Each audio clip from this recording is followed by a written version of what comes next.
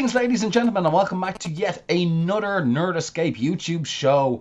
And yes, we have a fun-filled show for you guys. As normal, we are going to chat about what we have been watching in the absence of Star Trek. We have Sound of the Week. We have reports from Hayley. We have our Hot or Not. And we'll talk about that bloody challenge that Linda gave me last week. But without me going on too much longer, let's head over to Hayley and see what she's up to this week.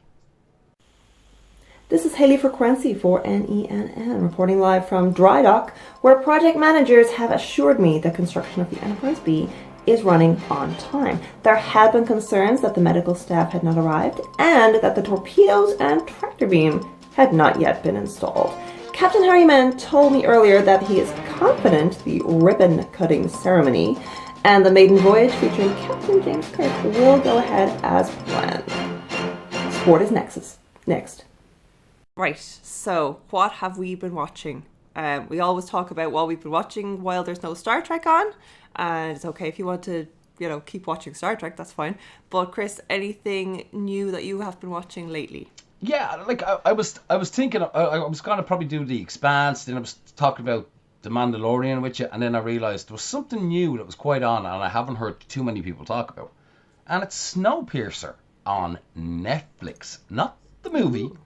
The TV series. Okay. And I actually quite like it. I liked it enough to go back and watch the movie, which was, it's okay. It's interesting. But for a show basically based on the end of the world, which is kind of quite popular these days, if it's not zombies killing everybody. Hey, it's the world freezing over and the last of humanity scrambling onto a train called Snowpiercer that goes around the world, somehow keeping them alive. Don't quite really figure that one out. Maybe it's following the sun. I don't know. I have never heard of this. I've never heard of the movie or anything, so that sounds really interesting. It's actually very good. There's a lot of drama. It's just finished. Well, it finished a while ago, season 2, and I have to say one thing: I am really excited for season 3. I have to say it's basically done on Mr. Wilson. Is a rich guy who builds a train to save humanity, but he's very. I'm not going to say too much more about Mr. Wilson, but the whole purpose of the train of Snowpiercer is it's divided by classes. So you first, second, and third class. You've workers on the train, and then you've stowaways on the train that are basically in the back carriage. And basically it's all about political movement type style to try and overthrow the class system. And yeah, that's kind of it. And of course, fighting for survival. So it is quite good. And I think it's about... Is there about 10 episodes per season? Probably about 10 episodes per season. So it's on Netflix. Okay. And just finished season 2. That's awesome. Is it an American show? Oh, it would be an American show, yeah. So is there anyone that we would know in it? I can't think of any actors that might pop out. But I have to say, I would highly recommend giving this a blast. Like, I think once you get into it, you'll get hooked because it's just a good story arc. And well, this sounds good. Season I have a technical ends really question. well. Yes. Oh, sorry. Yeah, but if you okay, so you say there's a train that goes around the world. Mm-hmm. Right. How does it go around the world? Because they built a big track to go around the world. So there's a track that goes across the oceans and What? This sounds amazing. This sounds amazing. There's bits and pieces. Sometimes they reveal more, so I can't remember. Like there's 1,000 and something long carriages. They say it at the start of every show. It's really, really well done. The movie's kind of like how would you just describe the movie? Don't probably watch the movie, is what I'd say. Watch the show. And then maybe after you've watched season 2, go back and watch the movie. It's kind of like... The movie is a shortened version of the series, but again, kind of like... a good old TV movie back in the day, like say Battlestar Galactica, like, you know, it's gone into doing a series. So the movie and cast are completely different from the TV show. Right. And it is done really, really well. So I have to say, I like all the characters. I like the quirkiness of just something different, that you have this fancy train plowing through the world. I love the design. I have to say as well, the set designs, everything about the show is really, really good. And you know, it's just a good, interesting story. So, like, you've got 2 seasons to watch on Netflix, and I'd be interested to see, has other people out there watch it, because I haven't really heard anyone talk about this show. Yeah. So I've never heard of it. it seems to have good ratings on one or two of the platforms I was just looking at before I came online. So yeah, Snowpiercer is... That's cool. And it is really hard to find an original idea out there. You know, Yeah, everything's been done, and things are getting done again or redone, and zombies and vampires and, you know, time travel. But this sounds really original. Which, it is, you know, it's well done original. for Yeah, coming up yeah, with something and original. like, just, I know it sounds crazy, a train going around the world, and the train has to keep moving. It can't stop for too long for people to stay alive. So I assume it's probably following the path of the sun. I'm not 100% sure exactly how they're staying alive, but you just get, it's a general thing. They don't go into it too much, but yeah. So it's kind of like Speed on a train. You can't stop the train. Exactly, but it's done really bloody well. So great drama, great acting, great characters. Love the class system. Yeah, and season 2, like, if you enjoy season 1, season 2 gets so much better. No, I cannot reveal one of the actors, because I would blow season 2 on people. So I'm not going to name. Just watch it, give it a go. And if you don't like it, let us know. Just say, yeah, crap recommendation, Chris. Right. So that's on Netflix, yeah? That's on Netflix over here. Netflix, yeah. I will write that down. Snowpiercer. Okay, I'm gonna watch that one. So. Right, yeah. So, last week I set you a challenge. Not you. You. Me. You. So, I put it up to Twitter, and you had 3 options of what costume to recreate of the character of Q. And I decided to put up the Robin Hood, Sheriff of Nottingham. I don't think anybody voted for that one. No. I put up the mariachi band one from the GIF where he's like on the bridge. Actually, there's so many GIFs of Q, but you'd know it anyway.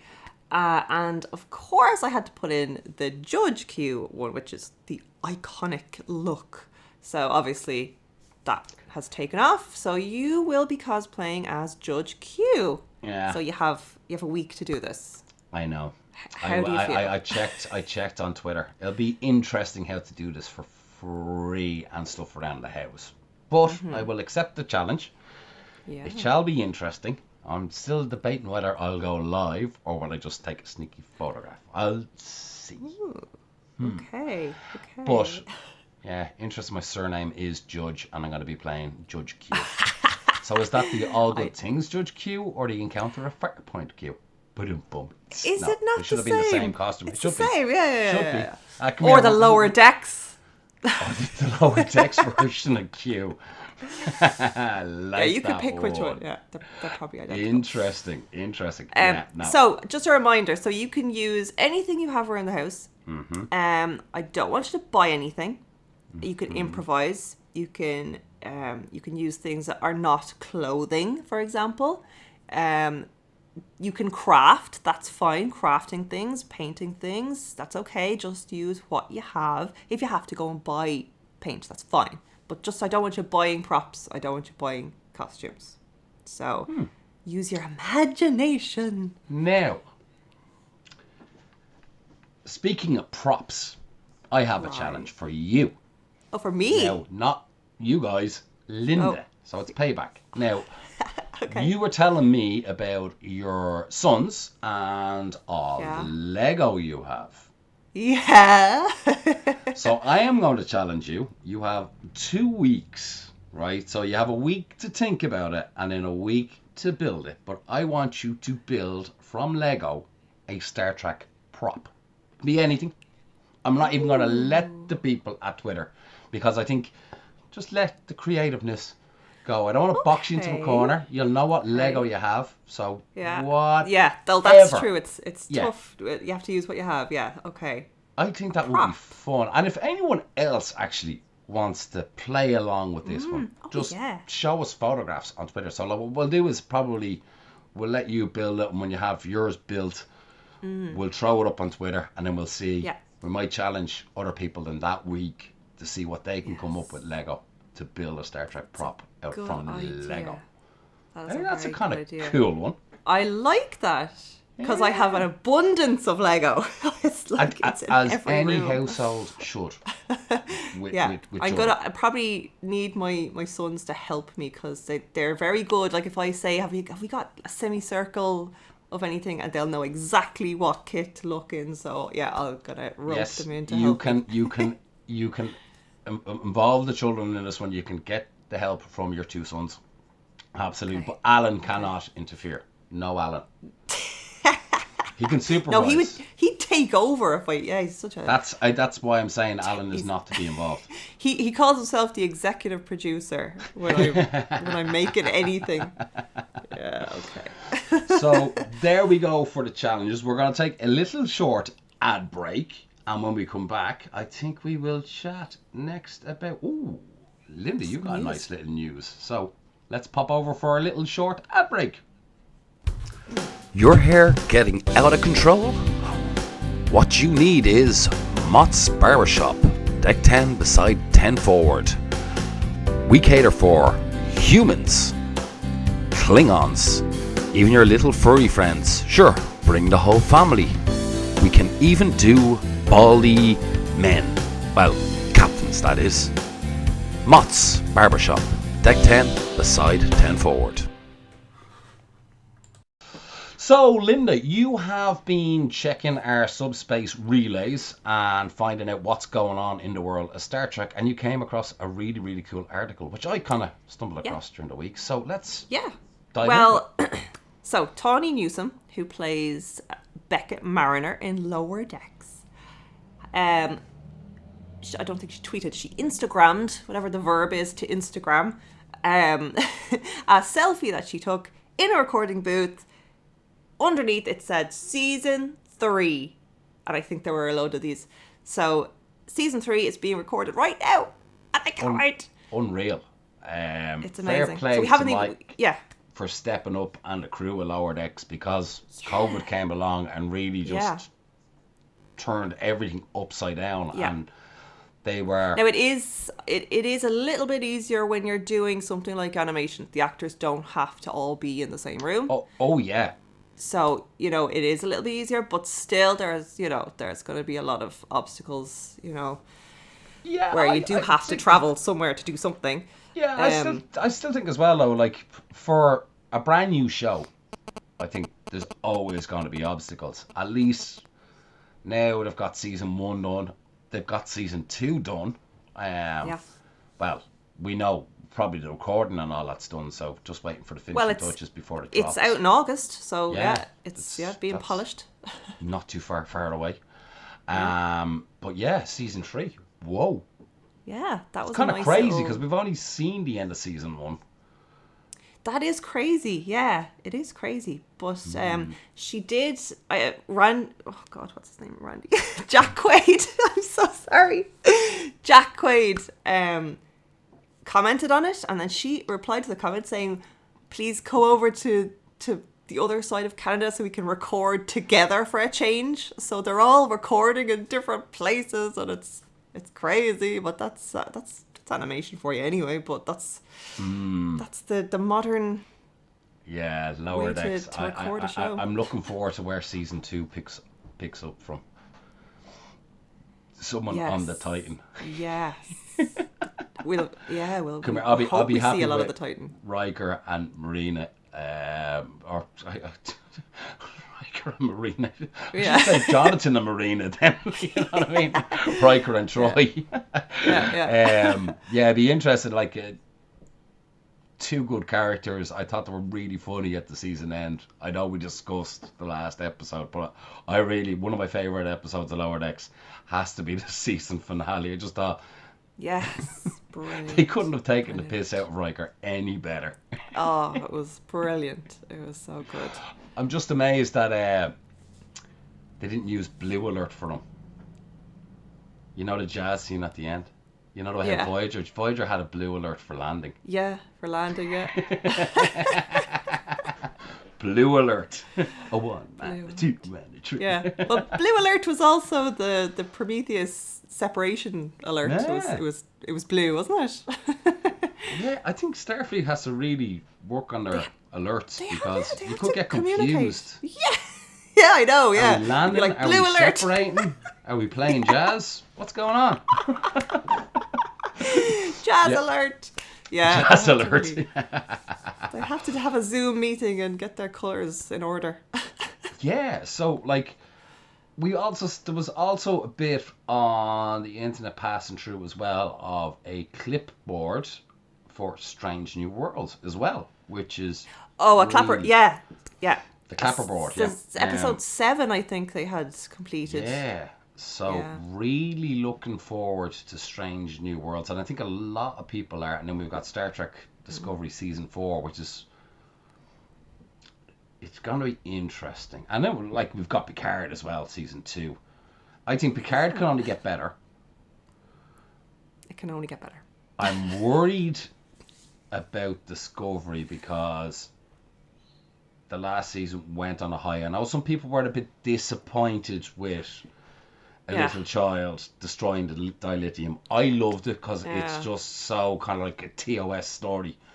It's just so... I'm just tired of the huge arc of the thing that they have to find, and then they find the thing. Like, you know, it has to just be something else. Do something else. I think it will work again. It's just...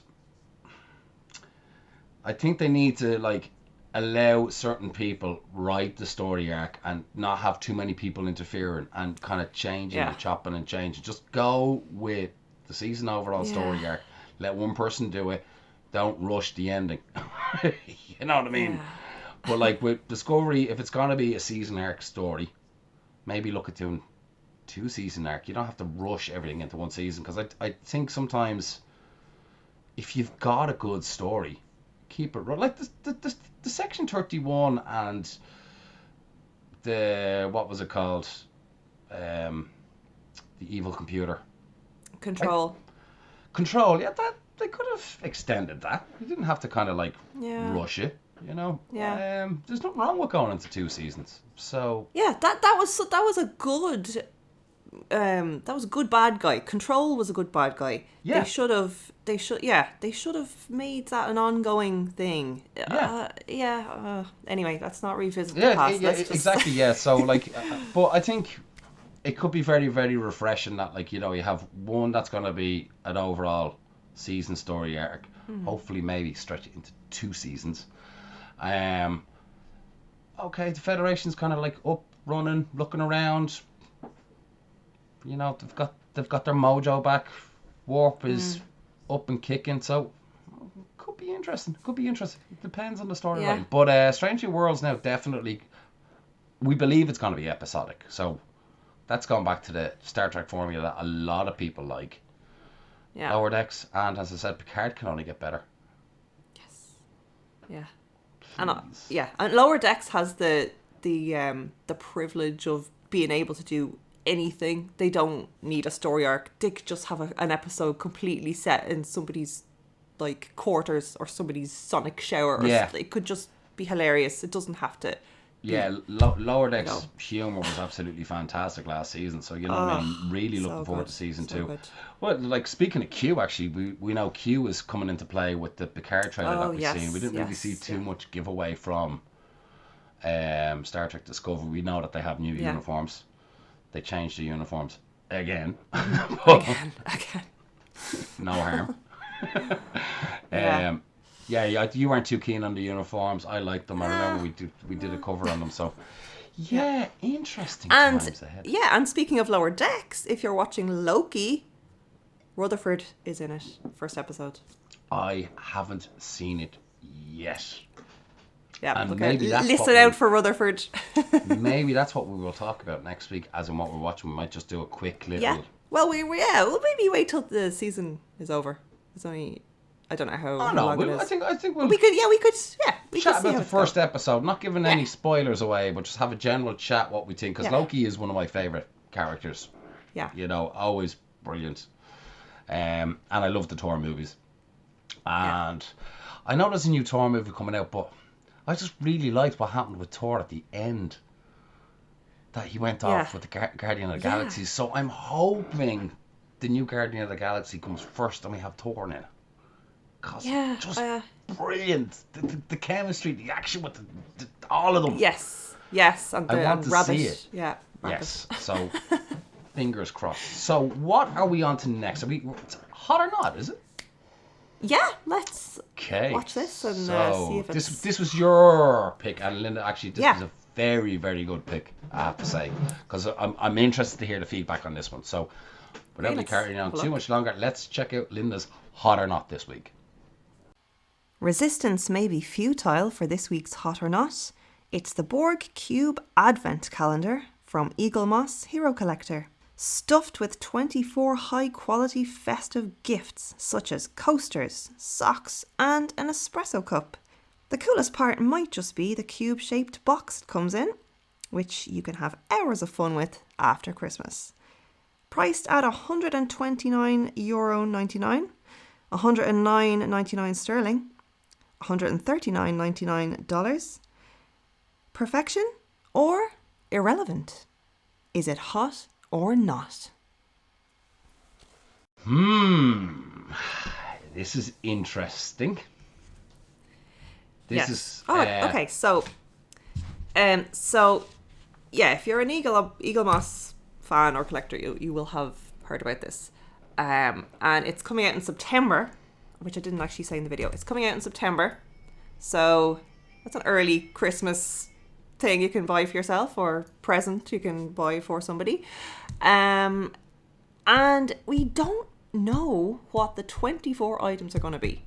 So we know that it's going to have things like socks and coasters, and there's a cool, the little mug is cool, commemorating the first warp flight, and it has a little phoenix on it. But that's really cool. I want that. So these are all things, so far, these are all things I would love to get in my Christmas stocking, but to pay €130 altogether for 24 things, they would have to be excellent. Now, there's no edibles. Ben Robinson actually did tweet on this. There's no edibles, so you're not going to get chocolate. Okay. Now, my only thing that I'm worried about this, and I think there'll be others, this is not directly at Eaglemoss. This is not an Eaglemoss issue. This is before Loot Crate did a Star Trek mission crate where Star Trek fans signed up for, and they got burnt. More so just Loot Crate just had financial difficulties. I think QMX let them down. Don't know the exact full story, but the boxes kind of got very poor towards the end, and anyone that signed up for the year missed out on the ship. So it's kind of like you're buying a mystery box. There's been some items that has been. We've seen the socks, we've seen the cup. Now, in fairness, with the cup, like Eaglemoss have done a really, really cool with the builds your D, and it's lovely cup. To me though, you see, there's a surprise element involved in this. Like, it's an advent calendar. You open it up, you're meant to be surprised. There's no surprise if you reveal all the 24 items. Exactly. Yeah. To me, I am going to err on the side of caution. I think if I can pick it up for sale afterwards and see what's in it and get it at a good price, I will probably buy. But to buy before Christmas and go for the surprise element, I think I'm going to pass. It's not something I would buy, same as you. It's not something I would buy not knowing what's in it for that price. Yeah. But it is something I would love to get as a present. Because Oh, I yeah. don't know what's in it. I don't know what's in it. Like, open one every day. Present factor, That would be I think awesome. it is kind of a cool idea for a present. And, like, there's a surprise involved. And then even if you did receive it, you know, man, I think only 4 items have been revealed. So Yeah. you've got 20 other items that you can get. And Yeah. like Ben's saying, they're fun and quirky, but I don't know. I don't know. They'd have I to be just really can't. good. Yeah. I'm going to, like, I know it's hot or not, but I'm going to stay lukewarm on this one. I'm not knocking them. I think it's a good idea. I think it's definitely something different for Christmas. They've also done a Doctor Who, I believe, as well. And it's kind of like in the shape of a TARDIS. So it's a nice idea. It's definitely something different for fans, and especially around Christmas, because it's the usual Star Trek socks. Yeah. But the socks were nice. They were good socks. They were good socks. So And the I'm gonna coasters say look nice I'm gonna and go shiny. lukewarm on this one. I'm gonna be stuck between Yeah, it. I'm okay. interested to find out what other people think of this mystery box and who's gonna sign up, who's gonna jump for it. You see, it's even a hard one, like, to say.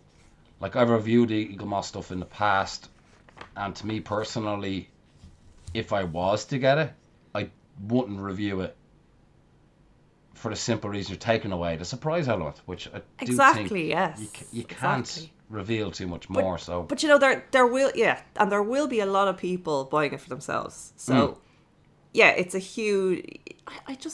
They're going to have to advertise this really well for the buyers to know about it, to buy it for the Star Trek fans. You know, so yes, yeah. It's so there's a lot of people going to buy it for themselves. Yeah, but I suppose that's kind of something that I do. Yeah, buy myself a Christmas present. But no, as I said, I think I'm gonna hold off on this one. Yeah. I think I'll wait till after Christmas, because if there is kind of a couple of cool, funky stuff in it, I might have to get. Because I think it was like schematic.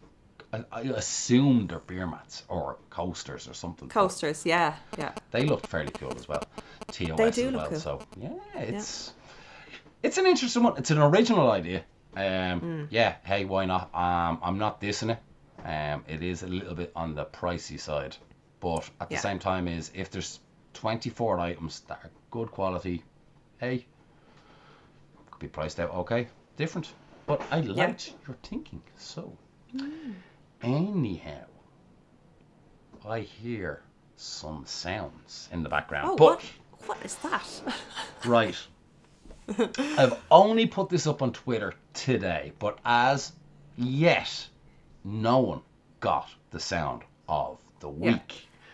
Now, They should have been watching our YouTube video anyway to see it last week. So I'm going to give a shout out to Ian, the Scottish Trekkie. You're going to kick yourself, pal. It's not what you thought it was.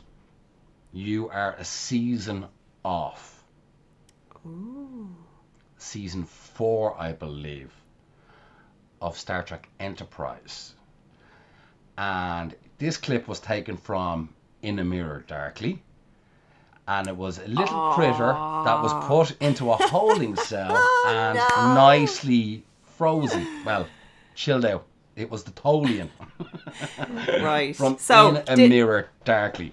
Now I'm curious, did Ian guess it was an insectoid? Yes.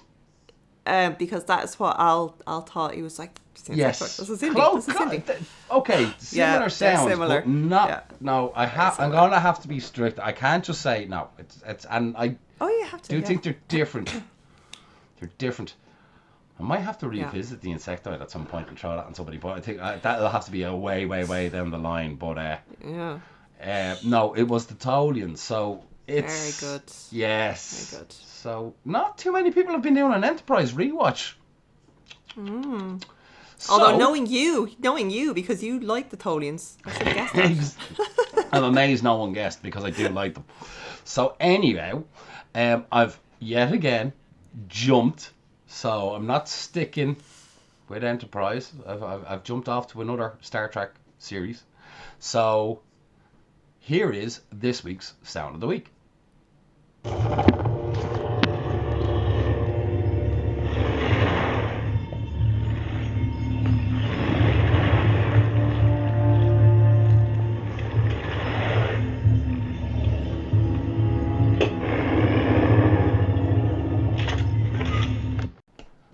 So, Linda.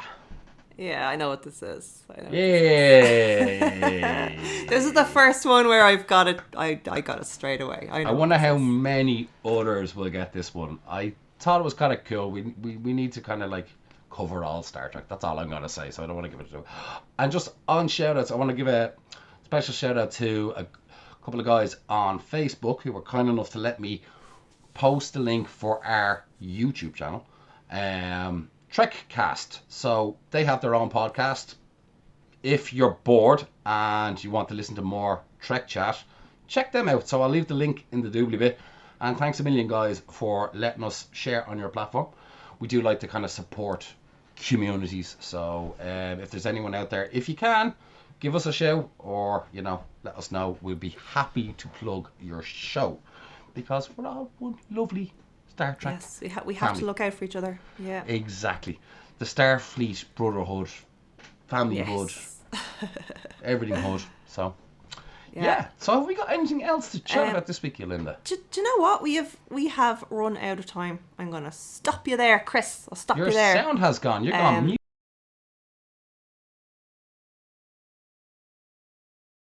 So that is all we have time for this week. So tune in next week and we will be talking about all the challenges. I am really looking forward to my challenge. I'm really looking forward to see Chris's cosplay. So join us next week. Take care.